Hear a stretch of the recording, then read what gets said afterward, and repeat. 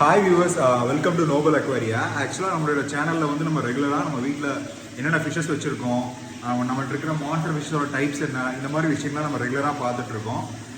இன்றைக்கி வந்து பார்த்தோன்னா நம்மளோட எப்பயுமே நம்ம ஃபிஷ்ஷஸ்க்கு வந்து ரெகுலராக வந்து லைவ் ஃபிஷ் ஃபீடிங் கொடுப்போம்ல, அதே மாதிரி இன்றைக்கி வந்து பார்த்தோன்னா கொஞ்சம் கோல்டு ஃபிஷ்ஷஸ் வந்து எக்ஸஸாக நம்ம கொடுக்கலான் இருக்கோம். அதனோட ஷார்ட் கிளிப் தான் இது. இதை நான் உங்களுக்கு காமிக்கிறேன், நீங்கள் பாருங்கள். என்னோடய ஃபீடிங்கில் வந்து பார்த்தோன்னா இன்னும் ஏதாச்சும் புதுசாக நம்ம ஆட் பண்ணலாமா, ஏதாச்சும் வந்து கோல்டுக்கு பதிலாக வேறு ஏதாச்சும் ஃபிஷ்ஷஸ் வந்து நம்ம டிஃப்ரெண்ட்டாக ட்ரை பண்ணி பார்க்கலாம். ஏன்னா மாலிஸ் நான் ட்ரை பண்ணியிருக்கேன். வேறு ஏதாவது டிஃப்ரெண்ட்டான ஃபிஷ்ஷஸ் வந்து நம்ம ட்ரை பண்ணலாமா அப்படின்னு சொல்லி சஜஷன் கொடுங்க. இன்றைக்கி நம்ம ஃபீடிங்க்கு போகலாம். ஆக்சுவலாக பொங்கல் ஹாலிடேஸில் இருக்கோம், எல்லோரும் என்ஜாய் பண்ணிருப்பீங்கன்னு நினைக்கிறேன். இப்போ நம்ம ஃபிஷ்ஷஸ் நம்ம ஃபீட் பண்ணலாம், பாருங்க.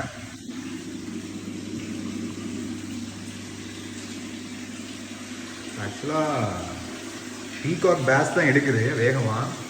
ஏன்னா எப்பயுமே ஃபீட் பண்ணும்போது முதல்ல ஃபாஸ்ட் ஹண்டிங்னா அது பீகாக் பேஸ் தான். நெக்ஸ்ட்டு தென் ஸ்னேக் ஹெட்ஸ் பாருங்க.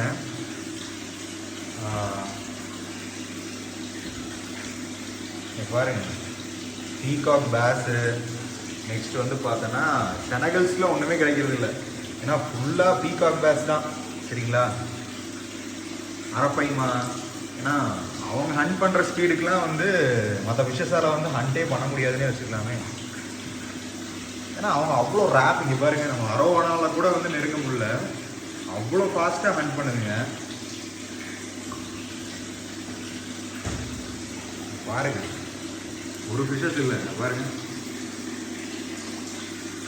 பீகாக் பேஸே சும்மா 5-6 ஃபிஷ்ஷுக்கு மேலே பிடிக்குது.